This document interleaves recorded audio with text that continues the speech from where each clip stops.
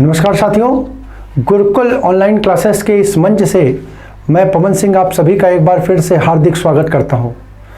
साथियों, अपनी अंतिम कक्षाओं में हम लोग अभ्यास सत्र के साथ आपके बीच उपस्थित हुए थे। तो कुछ हमारे छात्रों ने, हमारे मित्रों ने हमसे ये निवेदन किया कि सर अभ्यास सत्र को थोड़ा सा रोक करके किसी एक विषय को लेकर के आप उस पे हमको प्रश्न को कराएं। मतलब उनका कहने का जो उद्देश्य था वो ये था कि सर जो हम लोगों की पिछली सीरीज चल रही थी जिसमें हम टॉपिक को करा करके और फिर उससे संबंधित प्रश्नों को हल कराते थे, तो उन्होंने ये कहा कि सर कुछ अभी परीक्षाओं में थोड़ा सा समय है जिसको ध्यान में रखते हुए क्यों ना कुछ टॉपिक्स को हम लोग कंप्लीट कर लें। तो साथियों, उसी कड़ी को ध्यान में रखते हुए हम आज के क्लास में आपके सामने उपस्थित हो रहे हैं। साथियों, हमने आज पहले एक थोड़ा सा एक प्रयास करने एक नया प्रयोग करने का प्रयास किया है।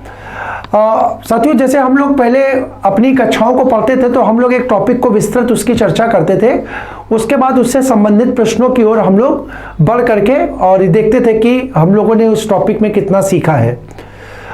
आज हम थोड़ा एक दूसरे तरीके से आपके सामने उपस्थित हो रहे हैं। साथियों, आज हम कुछ बेसिक प्रश्नों के साथ आपके सामने आ रहे हैं। ठीक है, हमने जिस टॉपिक का चयन किया है, हम लोग अपनी कक्षा में रस छंद अलंकार को पढ़ रहे थे।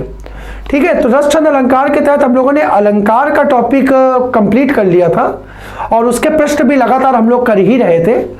परीक्षाओं के दौरान भी, लेखपाल की परीक्षा के दौरान अलंकार एक टॉपिक के रूप में था, तो हमने वहां भी अलंकार के बहुत से प्रश्नों को किया। तो वो टॉपिक लगभग हम लोगों का पूर्ण है। तो उसी कड़ी को आज हम आगे बढ़ाते हुए छंद के कुछ प्रश्नों के साथ आपके सामने उपस्थित होते हैं। ठीक है, आज कुछ बहुत बेसिक प्रश्न हमने रखे हैं। तो साथियों, आज इन प्रश्नों के साथ हम ये देखेंगे कि हमें छंद के बारे में कितनी समझ है, क्या हम उन चीज़ों को जान पा रहे हैं कि नहीं जान पा रहे हैं। तो आज हम सिर्फ ये जानने का प्रयास करेंगे, एक तरीके से एक लिटमस टेस्ट होगा हमारा, जिसमें हम ये जान पाएंगे कि हम छंद पे अभी बेसिक लेवल पे कहाँ हैं। और साथियों, इसके बाद मैं आपको विस्तृत रूप से छंद की चर्चा करूंगा, विस्तृत रूप से छंद का टॉपिक पढ़ाऊंगा। मतलब ये बताऊंगा कि किस प्रकार से बहुत आसानी से आप किसी भी दी गई पंक्ति में पहचान सकते हैं कि कौन सा दी गई पंक्ति में छंद का प्रयोग हुआ है। तो आज एक बेसिक नॉलेज हम बस इतना देखेंगे कि क्वेश्चंस जो है उनके आंसर क्या है और कुछ उन आंसर के पीछे का जो कारण होगा उसको जानने का प्रयास करेंगे। लेकिन जो छंद होंगे वो छंद क्या है, क्यों है, ठीक है, किसी दी गई काव्य की पंक्ति में वो छंद क्यों होता है, इसको हम लोग अपनी आगामी कक्षा में जानेंगे। तो आइए आज एक सेशन के रूप में, एक शॉर्ट सेशन के रूप में हम अपनी आज की चर्चा का प्रारंभ करते हैं और अपनी आज की चर्चा का पहला प्रश्न आपके सामने रखते हैं। हमारी आज की चर्चा का पहला प्रश्न है, सही छंद का चयन करना है। सही छंद का चयन करना है। पंक्ति देखते हैं हम लोग, रहीमन पानी राखिए बिन पानी सब सून, पानी गए ना उबरे मोती मानुष चून। देखिए साथियों, अब यहां पर क्या है, यहां पर विकल्प है दोहा, बी सवैया, सी चौपाई, डी सोरठा। अब अगर इन चार छंदों की बात करें तो साथियों इस प्रश्न का जो सही आंसर होगा वो होगा ए दोहा। ठीक है, अब क्यों होगा वो ध्यान रखिए। तो दोहा छंद साथियों, देखिए बेसिक चीजें कुछ हम देख लेते हैं। देखिए अब यहां पर ये जो हमारा छंद दिया गया हुआ है, इस छंद को पहचानने के लिए महत्वपूर्ण ये होता है कि छंद की गणना हम दो चीजों के आधार पर करते हैं, या तो मात्राओं के आधार पर करते हैं या वर्ण के आधार पर करते हैं। जब मात्राओं पर आधारित छंद होता है तो उसे हम मात्रिक के नाम से जानते हैं। किस पे? मात्राओं पे आधारित छंद होता है तो उसे हम मात्रिक छंद के नाम से जानते हैं। और जब छंद वर्णों की संख्या पर आधारित हो जाता है तो उसे हम क्या बोलते हैं? उसे हम वार्णिक छंद बोलते हैं। क्या बोलते हैं? वार्णिक छंद बोलते हैं। ठीक है साथियों, जानने के लिए एक महत्वपूर्ण प्रश्न ये भी है कि जब हम यूपीएसआई, यूपी कांस्टेबल, लेखपाल, UP triple SC, super TET, ठीक है, और विभिन्न राज्य स्तरीय की शिक्षक पात्रता परीक्षाओं को देते हैं तो वहां पर हमारे सिलेबस में सिर्फ और सिर्फ मात्रिक छंद आता है, सिर्फ और सिर्फ मात्रिक छंद आता है। तो एक बार के लिए हम इसको यहां पर अभी छोड़ देते हैं। ठीक है, इसको यहां पर छोड़ देते हैं। जब सामान्य परीक्षाओं की हम चर्चा करते हैं तो वहां पर हमारा जो सिलेबस होता है वो मात्रिक छंदों तक सीमित होता है।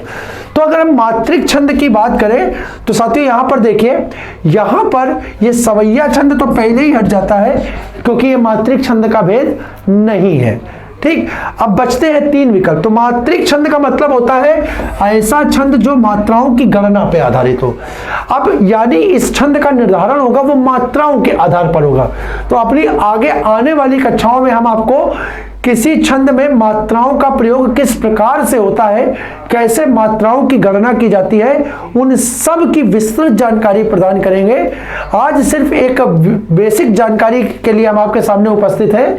ठीक है, तो उसके माध्यम से हम देख लेते हैं कि यहाँ पर दोहा छंद होगा और दोहा छंद की जो कुछ विशेषता होती है वो ध्यान रखिए कि दोहा छंद के 4 चरण होते हैं, 4 चरण होते हैं और 4 चरण में यदि हम चर्चा करें तो इसके जो सम चरण होते हैं, ठीक है, और एक जो होते हैं विषम चरण होते हैं। अगर सम चरण की बात करें तो सम चरण हो जाएगा इसका दूसरा और चौथा, दूसरा और चौथा, और विषम चरण हो जाएगा इसका पहला और तीसरा।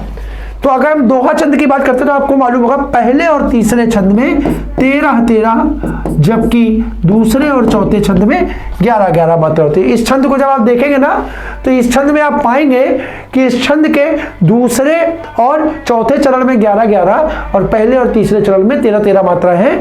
इस कारण से यहां पर दोहा छंद है। ठीक है साथियों, अपना अगला प्रश्न देखते हैं। हमारा अगला प्रश्न है कौन सा छंद अर्ध सममात्रिक नहीं है। देखिए साथियों, यहां पर हम एक चीज की और चर्चा कर लेते हैं। यहां पे हम देख लेते हैं, पहले तो देख लीजिए यहां पर अर्ध सममात्रिक नहीं है तो यहां पर आपका छंद जो होगा वो हो जाएगा चौपाई। अगर ये अर्ध सममात्रिक नहीं है तो चौपाई छंद होता कौन सा है? तो साथियों चौपाई छंद जो होता है वो सममात्रिक छंद होता है। कौन सा छंद होता है?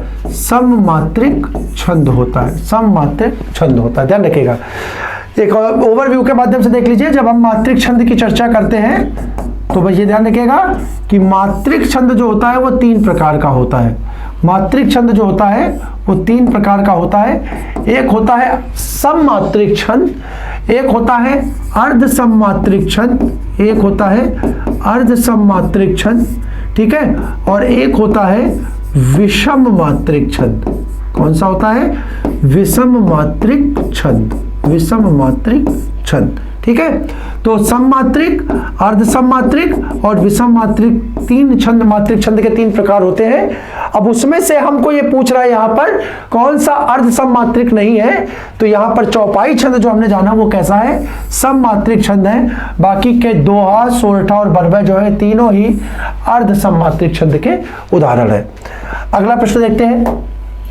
अगला प्रश्न है जिस छंद में 4 चरण और प्रत्येक चरण में 16 मात्राएं, ठीक है, प्रत्येक चरण में 16 मात्राएं होती हैं तो वो कहलाता है, या ध्यान से देखिए, अभी हमने पीछे क्वेश्चन में देखा, ठीक है, हमने पीछे क्वेश्चन में देखा कि दोहा, सोरठा और रोला जो है, ठीक है, दोहा और सोरठा जो है ये दोनों हमारे किसके थे? अर्ध सममात्रिक के थे। किसके भेद थे? अर्ध सममात्रिक के भेद थे। यानी हमारा आंसर जो है वो रोला और चौपाई में है, रोला और चौपाई में। चलो यहां पर देखिए, यहां पर दिया है प्रत्येक चरण में 16 मात्राएं। प्रत्येक चरण में 16 मात्रा का मतलब यानी अगर 4 चरण है तो हर चरण में कितनी? 16 मात्राएं होंगी, 16 मात्राएं। यानी यहां पर एक चीज निकाल सकते हैं कि चारों चरणों में मात्राओं की संख्या कैसी है? समान है। चारों चरणों में मात्राओं की संख्या कैसी है? समान है। अगर मात्राओं की संख्या समान है और वो 16 है तो जाहिर सी बात है वो सममात्रिक छंद का भेद होगा। किसका भेद होगा? सममात्रिक छंद का भेद होगा। साथियों ध्यान रखिएगा, रोला और चौपाई दोनों जो है वो सममात्रिक छंद के भेद है। जब हम चौपाई की चर्चा करते हैं तो वहां पर प्रत्येक चरण में 16 मात्राएं आती हैं। यानी ये कैसा हो गया? ये सममात्रिक छंद है। कौन सा है? सममात्रिक छंद है और प्रत्येक चरण में 16-16 मात्राओं का प्रयोग दिखाई देता है। प्रत्येक चरण में 16-16 मात्राओं का प्रयोग दिखाई देता है। ठीक है, हो जाएगा। अगला प्रश्न देखते हैं हम लोग। हमारा अगला प्रश्न है, निम्नलिखित में से छंद को दूसरे किस नाम से जानते हैं? विकल्प ए रस, बी पिंगल, सी अलंकार, डी समास। तो साथियों इसका आंसर हो जाएगा बी पिंगल। पिंगल के नाम से इसको क्यों जानते हैं? तो साथियों ध्यान रखिएगा कि रस का प्रवर्तक या रस की खोज करने वाले जो व्यक्ति थे, खोजकर्ता जो थे, उनका नाम आचार्य पिंगल था। आचार्य कहीं कहीं यही पिंगलाचार्य के नाम से भी मिलते हैं। किस नाम से मिलते हैं? पिंगलाचार्य के नाम से भी मिलते हैं। तो इसी कारण उनके सम्मान में, उनके प्रति सम्मान प्रदर्शित करने के लिए हम रस को छंद को किस नाम से जानते हैं? यहाँ मैंने रस लिख दिया, या छंद होगा। छंद को हम किसके? पिंगल के नाम से भी जानते हैं। पिंगल के नाम से भी जानते हैं। छंद होगा ये, छंद। ठीक है, रस की चर्चा जब हम करेंगे तो रस की बात करेंगे। तो ये क्या हो गया? छंद को दूसरा क्या नाम? पिंगल के नाम से हम जानते हैं। और उन आचार्य का नाम क्या था? पिंगल था। क्या था? पिंगल था। अगला प्रश्न देखते हैं। अगला प्रश्न हमारा, चौपाई के प्रत्येक चरण में कितनी मात्राएं होती? साथियों अभी हमने देखा कि चौपाई कैसा छंद है। तो चौपाई जो हमारा है वो हमने देखा सममात्रिक छंद था। कैसा छंद था? सममात्रिक छंद था। और इसके प्रत्येक चरण में मात्राओं की संख्या कितनी थी? 16 थी। तो हमारा आंसर हो जाएगा विकल्प डी। डी हमारा हो जाएगा इस प्रश्न का आंसर। अगला प्रश्न देखते हैं। हमारा अगला प्रश्न है, छंद का सर्वप्रथम उल्लेख कहां मिलता है? विकल्प ए अथर्ववेद, बी यजुर्वेद, सी ऋग्वेद, डी सामवेद। तो साथियों छंद का सर्वप्रथम उल्लेख जो हमें मिलता है वो ऋग्वेद में मिलता है। वो हमें ऋग्वेद में मिलता है। ऋग्वेद का एक खंड है जिसे हम पुरुष सूक्त के नाम से जानते हैं। पुरुष सूक्त के नाम से जानते हैं। उस पुरुष सूक्त में हम ऋग्वेद का उल्लेख पाते हैं। ऋग्वेद का उल्लेख पाते हैं। अब किस रूप में पाते हैं, कैसे पाते हैं, इसका उल्लेख जब हम छंद का टॉपिक पढ़ेंगे तो वहां पे विस्तृत रूप से नोट्स के माध्यम से आपको यहाँ पर उसकी चर्चा करेंगे, पढ़ाएंगे, बताएंगे। और आप लोग को भी वो नोट्स प्रोवाइड करा दिए जाएंगे। तो हम यहाँ पे पढ़ाएंगे तो जाहिर सी बात है, आप लोगों ने हमारा देखा है कि जब हम पढ़ाते हैं तो नोट्स आप स्वतः ही हमारे साथ साथ पढ़ करके बना सकते हैं। ठीक है, तो जब हम चर्चा करेंगे तो इसकी पूरी चर्चा करेंगे। अभी फिलहाल आप लोग आंसर देख लें कि छंद का जो उल्लेख मिलता है वो कहाँ मिलता है? ऋग्वेद में मिलता है। ठीक है, नेक्स्ट अगला क्वेश्चन है हमारा 8वां क्वेश्चन है, निम्नलिखित में से कौन सा फिर से सममात्रिक छंद है? विकल्प ए रोला, बी सोरठा। कौन सा सममात्रिक छंद है? सममात्रिक छंद है। ए रोला, बी सोरठा, सी चौपाई, डी दोहा। तो देखो साथियों यहाँ पर कभी इस प्रकार के प्रश्न भी आ जाते हैं। अब अभी आपने देखा सममात्रिक छंद जिसके प्रत्येक चरण में मात्राएं समान हो। और हमने पीछे आपको बताया था कि रोला और चौपाई ये दोनों ही कैसे सममात्रिक छंद के भेद होते हैं। तो इस प्रश्न का साथियों सही आंसर होगा विकल्प ए और विकल्प सी। ये दोनों ही इस प्रश्न के सही आंसर हो जाएंगे। ठीक है, ध्यान रखिएगा ए और सी दोनों ही इस प्रश्न के क्या होंगे? वो सही आंसर होंगे। यानी रोला और चौपाई ये दोनों ही सममात्रिक छंद के भेद होंगे, जबकि सोरठा और दोहा ये दोनों ही अर्ध सममात्रिक के भेद होंगे। किसके होंगे? अर्ध सममात्रिक के भेद हो जाएंगे। अपना अगला क्वेश्चन देखते हैं। हमारा अगला क्वेश्चन कह रहा है, किस छंद के पहले और तीसरे चरण में 13-13 तथा दूसरे और चौथे चरण में 11-11 मात्रा होती है? अभी थोड़ी देर पहले साथियों हमने आपको चर्चा की, जब हमने अपना पहला प्रश्न आज की चर्चा का प्रारंभ किया तो वहां पे हमने चर्चा प्रारंभ की थी। विकल्प ए रोला, बी सोरठा, सी चौपाई, डी दोहा। तो साथियों इस प्रश्न का उत्तर हो जाएगा डी दोहा। दोहा छंद के पहले और तीसरे चरण में 11-11, जबकि दूसरे और चौथे चरण में पहले और तीसरे चरण में 13-13, जबकि दूसरे और चौथे चरण में 11-11 मात्राएं होती हैं। अगला प्रश्न है 10वां प्रश्न, निम्न में से कौन सा वर्णिक छंद है? कौन सा वर्णिक छंद है? तो साथियों देखिए, विकल्प ए दोहा, बी चौपाई, सी सवैया और डी रोला। अभी पीछे हम लोगों ने देखा था, तो हम लोगों ने देखा ये सवैया छंद जो है विकल्प सी सवैया जो है ये मात्रिक छंद ना हो करके ये कैसा छंद हो जाएगा? वर्णिक छंद हो जाएगा। कैसा हो जाएगा? वर्णिक छंद होंगे। बाकी के तीनों विकल्प ए दोहा, बी चौपाई और डी रोला जो है ये हमारा कैसा हो जाएगा? ये मात्रिक छंद हो जाएगा। अगला क्वेश्चन है हमारा, वर्णिक छंदों में किसका विचार होता है?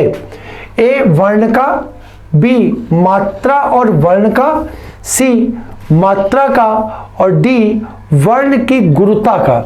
ठीक है, तो देखिए यहां पर दो विकल्प तो अपने आप हट जाएंगे। मात्रा पर आधारित छंद मात्रिक कहलाता है और ये मात्रा का ये भी मात्रिक छंद हो जाएगा। ठीक है, तो जहां पे मात्रा का उल्लेख है वो दो तो होंगे नहीं। अब विकल्प बचता आपका विकल्प ए वर्ण का और विकल्प डी वर्ण की गुरुता का। तो यहां पर जब हम देखते हैं तो वर्ण की गुरुता और लघुता से कोई लेना देना नहीं होता। हम जब वर्णिक छंद का उल्लेख करते हैं तो वहां पर सीधे सीधे वर्ण का विचार करते हैं। वर्णिक छंद ऐसा छंद होता है जिसमें हम वर्ण का विचार करते हैं, वर्ण का विचार करते हैं। तो इसका आंसर हो जाएगा विकल्प ए वर्ण का। अगला प्रश्न है हमारा, निम्नलिखित में से कौन सा वर्णिक छंद है? वर्णिक छंद है। अब जरा यहां पे देखिए, विकल्प है छप्पय, बी सोरठा, सी उपेंद्र वजा और डी रोला। तो साथियों देखिए बहुत बढ़िया विकल्प के साथ यहाँ पे प्रश्न है। अब यहाँ पर इस प्रश्न का जो आंसर होगा वो होगा विकल्प सी उपेंद्र व्रजा। ठीक है, अब यहाँ पर अगर हम प्रश्न की बात करें तो यहाँ पर देखिए जो छप्पय है, ये सोरठा है, ये रोला है, ये तीनों ही छंद कैसे हैं? ये तीनों ही छंद मात्रिक छंद है। कैसे हैं? मात्रिक छंद। तीनों ही छंद कैसे? मात्रिक छंद है। जबकि ये उपेंद्र वजा जो है ये वर्णिक छंद है। कैसा छंद है? वर्णिक छंद है। अगर हम बात करें छप्पय की तो साथियों देखिएगा छप्पय जो होता है ये विषम मात्रिक छंद होता है। ठीक है, हमने अभी थोड़ी देर पहले आपको चर्चा की कि मात्रिक छंद का उल्लेख हम कितने रूपों में देखते हैं? 3 रूपों में देखते हैं, सममात्रिक, अर्धसममात्रिक और विषम मात्रिक। तो यहां पर ये जो छप्पय होता है ये विषम मात्रिक छंद का भेद है। सोरठा साथियों जो होता है वो अर्धसम मात्रिक का भेद होता है। किसका होता है? अर्धसम मात्रिक का भेद होता है।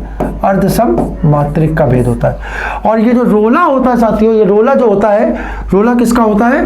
रोला जो होता है वो सम मात्रिक छंद का भेद होता है। किसका भेद होता है? सम मात्रिक छंद का भेद होता है। तो यहाँ पे ध्यान रखिएगा ये किसके हो गएंगे? ये तीनों मात्रिक छंद के हो जाएंगे। हमारा आंसर जो होगा वो उपेंद्र व्रजा होगा। उपेंद्र व्रजा होगा जो किसका हो जाएगा? वर्णिक छंद का भेद हो जाएगा। वर्णिक छंद का भेद हो जाएगा। अगला प्रश्न हमारा, निम्नलिखित में से मात्रिक छंद कौन सा नहीं है? अब इस प्रश्न को ध्यान से देखिएगा। एक फ्लो में हम लोग पढ़ रहे थे कौन सा है, लेकिन हमारा प्रश्न यहाँ पे कौन सा नहीं है। तो देखते हैं विकल्प ए मंदाक्रांता, बी हरिगीतिका, सी रोला और डी दोहा। तो यहाँ पर 2 प्रश्नों को तो आप लगातार देख ही आ रहे, 2 विकल्पों को आप देख ही रहे।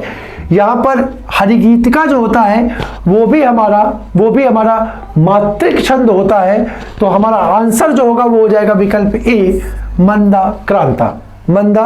ये कैसा छंद हो जाएगा हमारा साथियों? ये हो जाएगा हमारा वर्णिक छंद। कौन सा हो जाएगा? वर्णिक छंद। बाकी के ये तीनों हमारे कैसे होंगे? ये तीनों हमारे मात्रिक छंद हो गए। कैसे हो जाएंगे? मात्रिक छंद हो जाएंगे। अगले प्रश्न की ओर बढ़ते हैं हम लोग। निज भाषा उन्नति अहै, सब उन्नति को मूल, बिन निज भाषा उन ज्ञान के मिटे नहीं के सूल। ठीक है, या बिन निज भाषा ज्ञान के मिटे नहीं के सूल। तो यहां पर ये पूछा गया जो पंक्तियां दी गई हैं ऊपर, इस पंक्ति में कौन सा छंद है? कौन सा छंद है? विकल्प ए दोहा, बी सोरठा, सी रोला, डी चौपाई। तो साथियों अगर इस प्रश्न को हम देखें तो इस प्रश्न का हमारा सही आंसर होगा विकल्प सी। और जब इस पंक्ति को आप पढ़ेंगे तो इस पंक्ति का ये पहला चरण जो है, निज भाषा उन्नति है सब उन्नति को मूल। जब इसको आप पढ़ते हैं तो यहाँ पढ़ करके आप देखते हैं कि पहले चरण में आपको कितनी 24 मात्राएं प्राप्त होती है। कितनी प्राप्त होती है? एक मिनट रुक जाइए। यहाँ पर जरा हम देखेंगे तो ये रोला नहीं होगा। यहाँ पर हमें यहाँ पर 24 मात्राएं नहीं, यहाँ पर हमें यति मिलती है। कहाँ पर? यति अहाय पे मिल रही है। तो यहाँ पर हमें देखिए, यहाँ पर अगर हम गणना करें तो यहाँ पर 13 और यहाँ पर 11 मात्राएं मिलेंगी। ठीक है, यहाँ पर 13 और 11 मात्राएं मिलेंगी। तो यहाँ पर 13 और 11, यहाँ पे 13 और 11 और फिर ये तीसरा चरण 13 और चौथा चरण 11, 13 और 11। तो 13-11 का समूह जो होता है वो कौन सा होता है? वो दोहा छंद का होता है। किसका होता है? दोहा छंद का होता है। तो ये इस हमारी जो उपयुक्त पंक्ति है इसमें हमारा दोहा छंद हो जाएगा। कौन सा छंद हो जाएगा? दोहा छंद। आगे देखते हैं, हमारा क्वेश्चन है श्री गुरु चरण सरोज, बहुत चर्चित दोहा है, हनुमान चालीसा की शुरुआत होती है यहाँ से। श्री गुरु चरण सरोज रज निजमन मुकुर सुधार, बरनऊ रघुबर बिमल जसु, जोदायक फल चार। जोदायक फल चार। तो हम सभी जानते हैं कि ये छंद जो है वो कौन सा होगा? सभी लोगों ने पढ़ा है। इस प्रश्न का आंसर होगा विकल्प ए, दोहा। दोहा छंद का होगा। ठीक है, सोरठा, रोला और बरवे जो होंगे वो इससे मतलब इसके भेद नहीं होंगे, है मात्रिक छंद के भेद। लेकिन इस प्रश्न का जो आंसर होगा वो होगा विकल्प ए, दोहा। अगले प्रश्न को देखते हैं। हमारा अगला प्रश्न है, दोहा छंद में कितने चरण होते हैं? अभी साथियों हमने बात की कि दोहा छंद जो होता है ये अर्ध सममात्रिक छंद होता है। अर्ध सममात्रिक छंद होता है। और अर्ध सममात्रिक छंद में हम देख रहे हैं कि अर्ध सममात्रिक छंद में 4 चरण होते हैं। 4 चरण होते हैं। ठीक है, और 4 चरण में जिसमें से समचरण 11 मात्राओं के और विषम चरण जो होते हैं वो 13 मात्राओं के होते हैं। कितनी 13 मात्राओं के होते हैं। ठीक है, तो यहां पर हमारा देखिए चरणों की बात की गई है। तो विकल्प ए 2, बी 6, सी 3 और डी 4। तो हमारा सही उत्तर हो जाएगा विकल्प डी 4। विकल्प डी 4। अगला प्रश्न देखते हैं हम लोग। हमारा अगला प्रश्न है, दोहा के प्रथम चरण में कितनी मात्राएं होती हैं? दोहा के प्रथम चरण में कितनी मात्राएं होती हैं? ठीक है, विकल्प ए 11, बी 12, सी 13, डी 14। तो हमने देखा विषम चरण की, जब हमने बात की विषम चरण के, अभी लास्ट क्वेश्चन में हमने देखा विषम चरण की जब बात की, तो विषम चरण का मतलब होता है पहला और तीसरा। यानी पहले चरण में मात्राओं की मात्रा कितनी हो गई? पहले चरण में मात्राओं की संख्या कितनी हो गई? 13। कितनी हो गई? 13 हो गई। ठीक है, दोहा के पहले चरण में 13 मात्राएं हो जाती है, जबकि सम दूसरे और चौथे चरण में 11 मात्राएं होंगी। अगला प्रश्न 18वां प्रश्न है, चौपाई के प्रत्येक चरण में कितनी मात्राएं होती हैं? ठीक है, विकल्प ए 12, बी 14, सी 16, डी 18। तो ध्यान रखिएगा साथियों, चौपाई के प्रत्येक चरण में 16 मात्राएं होती हैं। 16 मात्राओं का प्रयोग चौपाई छंद में होता है। अगला प्रश्न देखते हैं। हमारा 19वां प्रश्न है, निम्न में से सममात्रिक छंद का कौन सा उदाहरण है? सममात्रिक छंद का कौन सा उदाहरण है? ए दोहा, बी सोरठा, सी चौपाई, डी सभी। तो यहां पर हम लोग लगातार देख रहे हैं साथियों, ये दो जो हमारे हैं ये अर्ध सममात्रिक के रूप में हम लोग पढ़ रहे हैं। अर्ध सममात्रिक के रूप में पढ़ रहे हैं। तो ये दो नहीं हुए, और अगर ये दो नहीं है तो विकल्प डी भी हमारा नहीं होगा। तो हमारा आंसर क्या बचेगा? बचेगा विकल्प सी, चौपाई जो होगा हमारा वो कौन सा? सममात्रिक छंद का उदाहरण या भेद हो जाएगा। सममात्रिक छंद का भेद हो जाएगा। ठीक है, पक्का। अगला प्रश्न देखते हैं हम लोग। हमारा अगला प्रश्न है, मंगल भवन अमंगल हारी, द्रवौ सुदशरथ अजिर बिहारी। साथियों बहुत चर्चित पंक्ति है, बहुत चर्चित पंक्ति है गोस्वामी तुलसीदास की। और इस पंक्ति को जब हम लोग देखते हैं तो ये इसमें कौन सा छंद है ये पूछा गया है। कौन सा छंद है? तो विकल्प ए दोहा, बी चौपाई, सी सोरठा और डी सवैया। तो साथियों जब इस पंक्ति की बात करते हैं तो ये हमारी चौपाई छंद के अंतर्गत आती है, जिसके प्रत्येक चरण में 16 मात्राओं का प्रयोग होता है। ठीक है, 16 मात्राओं का प्रयोग होता है। जब हम यहाँ पे मात्राओं की गणना करेंगे, काउंट करेंगे, तो हमें इस चरण में 16 मात्राएं प्राप्त होंगी। ठीक है, जिसकी चर्चा हम अपनी आगामी कक्षा में करेंगे। ठीक है, अगला प्रश्न है हमारा 21वां। राम कथा सुंदर कर तारी और संशय विहग उड़ावन हारी। रामचरितमानस की ये भी एक बहुत चर्चित पंक्ति है। पूछा गया है इस पंक्ति में कौन सा छंद है? विकल्प ए दोहा, बी सोरठा, सी चौपाई, डी रोला। तो साथियों ये पंक्ति भी जो है इसमें हमारा चौपाई छंद है, जिसके प्रत्येक चरण में 16 मात्राओं का प्रयोग किया गया है। प्रत्येक चरण में 16 मात्राओं का प्रयोग किया गया है। तो इस प्रकार से साथियों आज हमने एक अपना क्विक प्रैक्टिस सेशन आपके सामने प्रस्तुत किया। ठीक है, इसको देख करके आप ये आकलन कर पाएंगे कि छंद में आपकी वर्तमान में आज की स्थिति में आपकी कितनी पकड़ है। ठीक है, और यहां से हम आपको उस स्तर तक पहुंचाएंगे जहां पर आप छंद के किसी भी प्रश्न को सिर्फ पढ़ करके मात्राओं का प्रयोग करके उसमें अपने सही उत्तर तक पहुंच पाएंगे, सही उत्तर का चयन कर पाएंगे। तो साथियों आज की अपनी कक्षा को मैं यहीं पर विराम देता हूं।